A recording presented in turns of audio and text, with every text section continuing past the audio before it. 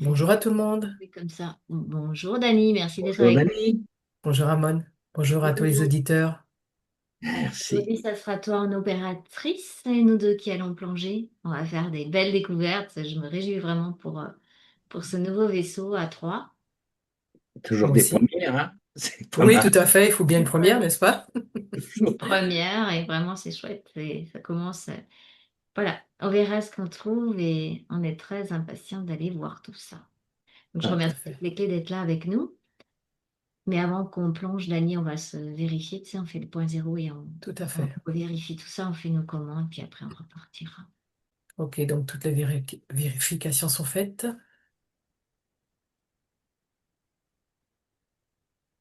On va aller sur l'observation d'une comète qui s'appelle 30I Atlas. Apparemment, on en parle depuis le mois de juillet. Est-ce que vous, dans l'observation que vous avez des informations à nous communiquer? Oui, Anya. Alors c'est étrange parce qu'on peut le décrire physiquement, on va peut-être voir quelque chose de noir, mais en réalité, dans l'énergie, c'est quelque chose de très lumineux. En fait, c'est de l'information. J'ai l'impression que ça fait comme un corps informationnel, avec de la lumière dedans, en fait. C'est comme il y a un rayonnement à l'intérieur de cette comète. Elle est pleine d'informations et j'avais déjà la sensation que elle était reliée à certaines origines de ce qu'on a appelé une planète Callisto avant qu'elle explose. On dirait que c'est un morceau de cette planète géante qui a explosé, mais qui a été redynamisée en information et en énergie pour être envoyée dans notre système solaire pour nous permettre de remémoriser comme nos origines. C'est comme de l'information source, je perçois. C'est radioactif comme matériel, mais c'est pas là-dessus qu'il faut se baser. C'est vraiment sur. C'est comme si c'était un morceau qui allait nous ramener. Souvenez-vous de qui vous étiez, de qui vous êtes et de votre source énergie en rapport avec les faiseurs de vie, les Callisto. C'est la planète des Callisto. C'est comme si c'était un morceau de cette planète. Et le satellite de cette planète, il y a très très très longtemps, était Vénus et après était parti dans tous les sens quand la planète mère a explosé. Et Vénus s'est repositionné entre Mercure et la Terre, mais la place originelle de la Terre était la deuxième place et non pas la troisième comme actuellement. Ça va réactiver des choses dans notre système solaire par rapport aux planètes elles-mêmes. C'est comme si c'était lié déjà à notre énergie à l'intérieur de nous-mêmes, mais également à quelque chose comme de l'information pour l'horlogerie planétaire avec nos planètes de notre système solaire également. Amon, oui. J'ai- Oui, tout à fait. Moi, j'ai l'angle de vue comme quoi c'est effectivement un marqueur, hein, j'appelle ça un marqueur. Je m'explique.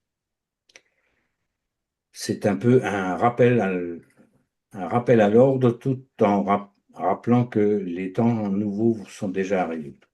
Ou du moins, c'est un peu comme si un chapitre se terminait et qu'on mettait le point final. Et ce corps céleste représente un peu le point du dernier chapitre de l'ancien livre.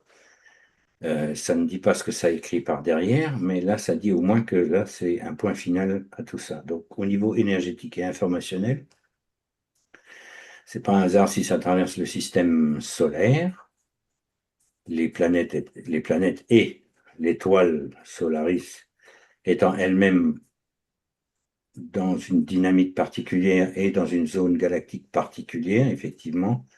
Ça vient en complément de ce que disait Anya, c'est qu'effectivement, ça rappelle des temps anciens et en même temps, ce marqueur marque le départ de quelque chose de nouveau. On pourrait presque dire que c'est le marqueur de l'involution qui vient signifier la fin du livre de l'involution. fin de transmission. Qu'est-ce... Ania, Alors moi, tu as c'est quelque l'inverse que chose. j'ai, comme c'est marrant parce que toi tu dis que ce marqueur vient signaler la fin de l'involution. Oui, et moi à l'intérieur, je vois le début de l'évolution. C'est ça qui est drôle. C'est que c'est comme si c'était toute cette involution, toute cette catastrophe, en fait, on va dire, de descente énergétique, du fait d'être coupé nos consciences vis-à-vis l'énergie source, que les faiseurs de vie, les Callistos, sont partis à cause de ce qui se passait ici. Ça fait comme si euh, nos parties multidimensionnelles de lumière, il y avait comme une information, on est de retour.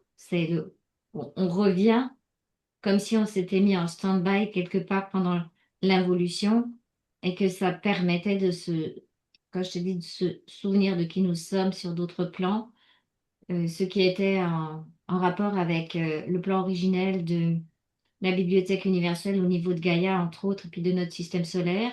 C'est très particulier, c'est comme si ça remettait, on va dire, les choses à l'heure. C'est ça que je perçois. C'est comme si nos montres, elles avaient tourné à l'envers. Voilà, et maintenant, c'est bon, quoi. Là, ça stoppe. C'est exactement comme toi t'as dit. Et cette énergie aussi informationnelle permet de redonner le mouvement naturel des choses. Oui, Et un Yaman? retour à certaines consciences multidimensionnelles aussi. Alors justement, en complément de ce que tu viens de dire, quand tu as parlé de tout ça, c'est qu'effectivement, quelque part, quand tu disais qu'il contient aussi le germe du nouveau, ça vient interroger, si tu veux, toute une civilisation, notre civilisation planétaire, qui est composée d'individus qui sont plus ou moins conscients, pour marquer là aussi une interrogation sur sa place dans l'univers et pas seulement sur Terre. Donc ça ouvre quand même des portes énormes. On a beau intellectualiser le fait qu'on n'est pas seul dans la galaxie, hein, déjà. L'univers, c'est peut-être encore un peu trop vaste. Donc dans la galaxie, on ne peut pas être seul, ne serait-ce que au niveau des probabilités de forme de vie, on ne peut pas être seul. Par contre, comme l'humain a une méchante tendance en ce moment à s'occuper de ses affaires, je dirais, planétaires internes, avec beaucoup, beaucoup de distension, l'arrivée d'un facteur extérieur, je n'ai pas dit extraterrestre, hein, j'ai dit un facteur extérieur, euh, pourrait peut-être remettre un petit peu d'ordre dans tout ça, ou du moins de sens dans tout ça. Donc, quand tu disais le germe du nouveau, c'est aussi redonner un nouveau sens, une nouvelle direction à l'ensemble de la civilisation humaine, quelles que soient les races, quelles que soient les nations. On parle là de l'humanité, on ne parle pas de la planète Terre. Fin de transmission. Donc, moi, ce que je perçois par rapport à complémentariser ce que tu dis, c'est que c'est pour ça que ce corps céleste va interroger aussi les scientifiques parce qu'ils ne se comportent pas comme eux s'y attendent. Ça va remettre en cause justement les sciences, ça va remettre, est-ce que vous êtes... parce que j'ai l'impression que l'humanité s'était enfoncée dans une certaine méthodologie scientifique, etc. Et là, ça remet aussi ça en question. C'est vraiment pour faire interroger aussi par rapport au mouvement de cette comète elle-même, qui ne se comporte pas de façon, entre guillemets, normale. Mais on sait que n'importe quelle matière dans l'univers, effectivement, il y a toujours de l'information dedans. Donc, ce que je perçois aussi, c'est au niveau, simplement, si on prend juste euh, sa trajectoire physique, c'est très drôle parce que là, ça déjà, ça interroge beaucoup. Il se pose des questions, mais comment ça se fait avec ce qu'on a compris, appris, etc. Ça marche pas comme on voudrait, elle va pas où elle doit aller, cette comète.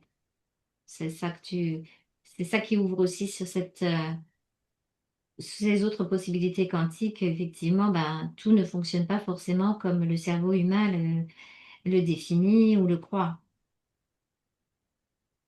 Voilà, c'est exactement ça. Donc, effectivement, ça fait appel au système universel interdimensionnel, qui est une structure du corps mental. Ça viendra interroger effectivement beaucoup, beaucoup de choses sur nos connexions. Donc, du coup, par voie de conséquence, les connexions qu'on a nous-mêmes, notre relationnel, à l'univers lui-même, ou du moins à la galaxie. C'est effectivement une ouverture, une véritable ouverture. Voilà, pour Alors, qui ça peut passe cette être une ouverture, bien ouverture. sûr, c'est une porte, C'est une porte, hein, peut considérer ça comme une porte, et la prendra qui aura envie de la prendre. Évidemment, ce ne serait pas une obligation de la prendre. Oui, là, je vais rebondir sur ça parce que quand je vois un petit peu comment se comportent les humains avec ce phénomène, effectivement, c'est toujours la même chose, c'est toujours à quel niveau de conscience est la personne et à quel niveau de reconnexion avec elle-même elle est. Ça va ouvrir beaucoup de portes pour ceux qui sont déjà en conscience parce que ça ramène comme à des mémoires de nous multidimensionnelles et des connexions multidimensionnelles avec la capacité à retrouver de l'information. Et sur d'autres consciences, ça peut créer de la peur parce que c'est toujours le même cinéma en fait. Le même événement peut être vu de plusieurs angles différents en fonction de la conscience avec laquelle on regarde. Mais ce que je peux dire, c'est que globalement, c'est pas quelque chose de négatif. C'est quelque chose qui est là pour réveiller, éveiller, etc. Même s'il y a de la peur, je peux voir que, ok, vous avez peur de quoi? Vous avez peur tous de mourir, ok, et puis maintenant on fait quoi? Tu sais, ça ramène un petit peu à ça. C'est comme si ça pouvait donner aussi la temporalité quand il y a des peurs d'Armageddon et tout ça, il y a des comportements quand même qui sont très particuliers où ça fait remonter beaucoup d'émotionnel, d'astralité, tout ça, mais ça fait partie aussi de ce que ça peut proposer. C'est pas forcément négatif, tu vois. C'est comme si quand les gens sont face à certains événements, entre guillemets, graves, où ils ont peur que tout le monde meure, etc., ça les ramène aussi des questionnements à l'intérieur. Et après, ça fait un grand ouf, tu vois, puis après, ça peut réinterroger sur la vie de chacun. Quelle est la valeur que je donne à ma vie? Donc ça peut faire ça aussi. Avez-vous une date à laquelle cette comète passerait dans les systèmes solaires?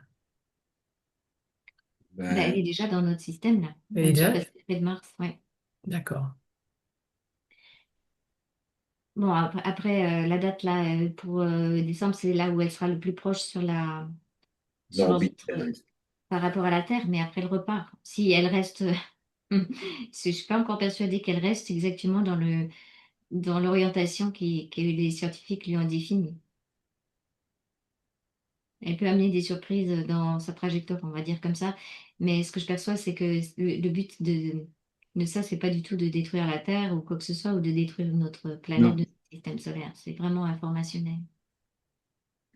si ça, Oui. ça aurait pu être un point d'interrogation, hein. Hmm. En fait, c'en est un point d'interrogation. Interrogez-vous sur ce qu'est la vie, sur ce que vous faites ici, bas, enfin bref, toutes ces questions plus ou moins métaphysiques et tout simplement physiques, hein, puisque nos sociétés sont en pleine décadence, en tous les cas les sociétés occidentales, ou celles qui ont construit tout sur le paraître au lieu de construire sur l'être. Donc, ça va aussi interroger de façon profonde la façon dont nous nous sommes organisés durant l'évolution. Durant l'évolution, cette organisation était nécessaire. Là, le questionnement, c'est est-ce que vous êtes sûr que vous avez encore besoin de l'échafaudage maintenant que la maison est construite, quoi. Est-ce qu'effectivement ce passage pourra engendrer ou pas au niveau de tout ce qui est météorologique des petits dysfonctionnements par rapport à ce que l'on vit habituellement? La réponse a été oui, hein, mais en fait, comme c'est multifactoriel, savoir quelle est la part du passage d'un engin céleste et la part de nos propres, je dirais, de nos propres perturbations, parce que les perturbations sur notre planète sont quand même liées à nos propres perturbations internes. À l'heure actuelle, on est quand même dans des grands questionnements, en tous les cas les gens qui sont plus ou moins conscients, y compris les gens inconscients, hein, ils sont en questionnement aussi, mais leur impact est peut-être moindre au niveau du paramétrage, mais voilà, c'est tout ce que j'ai comme information pour l'instant. Ce que je perçois, c'est que ça va pas du tout. Je sais que au niveau de la planète Terre, il y avait beaucoup de perturbations très très graves dues au passage de Vénus, qu'on appelait à l'époque le Bénou céleste, justement suite à l'explosion de la planète mère. Donc, ce que je peux percevoir, c'est comme si c'était un morceau de ça qui passait, mais ça n'a rien à voir parce que ça n'a pas du tout la taille, ni l'impact, ni la proximité qu'avait qu'il y avait Vénus quand elle passait, qu'elle était en désorientation et qu'elle passait, qui provoquait des cataclysmes gigantesques. Là, non, c'est pas ça. Je vois pas ce genre de choses en tout cas. C'est pas le but. C'est pas fait pour, en fait. On va dire comme ça. Oui, c'est Oui, plutôt à dose homéopathique, là. d'accord, C'est juste pour rappel de mémoire. d'accord. Et au niveau de la durée, en termes de durée, qu'est-ce que vous pouvez nous dire de cet impact, entre guillemets? Ça, c'est Si ça, vas-y. c'est des petits rigolos, hein. Il dit ça durera le temps que ça durera. Mais bon, au-delà de ça, il y a quand même de l'information supplémentaire. C'est qu'effectivement, c'est un peu comme lorsqu'on infuse, lorsqu'on infuse une nouvelle information, elle se déploie en fonction des consciences. Donc on peut pas vraiment donner de date puisque ça va être des temps internes qui vont être concernés. Ça, c'est la réponse. Moi, Merci. j'ai à peu près la Temps même réponse. internes qui vont être concernés. Mais ce genre de choses, c'est comme si, ok, vous avez un livre, bah bon, maintenant à vous de le lire et puis vous prendrez le temps qu'il faut pour le lire. C'est comme tu disais, Amon, ça dépend de la conscience. Une fois que l'information est déposée, elle est déposée, donc ça infuse, ça continue à infuser. Donc le temps de l'information, d'infuser l'information, ben oui, ça va être pris en réalité par rapport à chaque conscience. Donc voilà. Et après, même si le corps céleste lui-même s'en va, l'information, elle est passée et elle reste. C'est comme une empreinte, en fait. C'est une empreinte informationnelle. C'est un facteur, quoi. Il dépose sa lettre. C'est ça. Et il y en a qui vont lire et il y en a qui vont pas lire. Il y en a qui vont lire deux mots, il y en a qui vont lire la lettre complète. Ça dépend un petit peu de chacun. En tout cas, ça provoque, en tout cas chez moi, par rapport à ma multidimensionnalité, comme une reconnexion sur les hauts plans de lumière. Ça, c'est sûr. C'est comme si il y avait d'un coup de nouveau des accès directs à certaines parties de moi-même qui y sont en relation avec le plan originel, en relation avec Gaïa elle-même, ce qu'on est venu faire ici. C'est comme si c'était pop, pop. Dès que je me suis branchée sur ce corps-là, ça m'a reconnecté des choses, en fait, Tout à de fait. moi-même, en relation avec ce passé qui est aussi du futur. Enfin, c'est clair ce que je raconte parce que, Oui, c'est en ça. fait, le temps n'existant pas vraiment, c'est comme si c'était effectivement une remise à jour de quelque chose. Revisite. Et toi, Maud, qu'est-ce que tu peux observer quant à toi par rapport à ce sujet-là, sur tes corps? Alors, sur mes corps, ça m'a rappelé effectivement que j'avais mis certaines protections, euh, qui sont des protections temporelles, pour ne pas avoir une personnalité ou un ego qui est submergé d'informations. Donc, j'avais un peu fermé les portes, mais sans passage, je sais déjà que ça va rouvrir, ou du moins entrouvrir, un flot informationnel qui va être cette fois-ci gérable parce que entre-temps, j'ai appris à le gérer, quoi. Mhm. Donc là, c'est vraiment personnel, hein. C'est Oui, bien sûr. ce que je fais comme réflexion, hein. D'accord. Et au-delà de l'information pure, moi, ce que je ressens vraiment dans mon corps par rapport à ça, c'est comme, c'est une énergie vraiment de joie intérieure, quoi. C'est comme retrouver quelque chose. C'est pas dans le sens négatif, chez moi en tout cas. C'est vraiment waouh, mais c'est bon là. Comme si je retrouvais pas des amis, mais de l'information en rapport avec. Ouais, il y a quelque chose de joyeux, il y a quelque chose de connecté en fait, c'est ça. Il y a une reconnexion. C'est comme enfin, quoi. Ah, ouf, ça y est, il y a quelque chose qui se passe là. Est-ce que vous avez d'autres informations ou est-ce que vous en avez terminé? Ce que ça fait sur le corps physique, du coup, j'ai l'impression que ça fait vibrer les atomes en fait de mon corps aussi à ce niveau-là. Parce que l'infiniment petit, l'infiniment grand étant en relation, Mhm. quand je suis en connexion avec ces informations-là, c'est comme si ça me remettait en vibration mes propres atomes. Avec la connexion universelle aussi, c'est un petit peu ça l'idée, quoi. Après, ce que je perçois aussi, c'est que tous les corps célestes, en fait, qui passent, peu importe ce qu'est leur taille, leur grande, c'est comme, on va dire que sur certains plans d'information universelle et d'horlogerie universelle, c'est jamais par hasard. C'est toujours quelque chose qui est ou envoyé volontairement par certains. Là, je pensais à certains objets qui se sont cassés la figure sur Terre. Et je vois où c'était envoyé volontairement. Et là aussi, c'est comme envoyé volontairement par des consciences de très haut niveau. Mais voilà, c'est jamais de hasard quand il y a un objet qui se promène vers chez nous. C'est ça ce que je veux dire.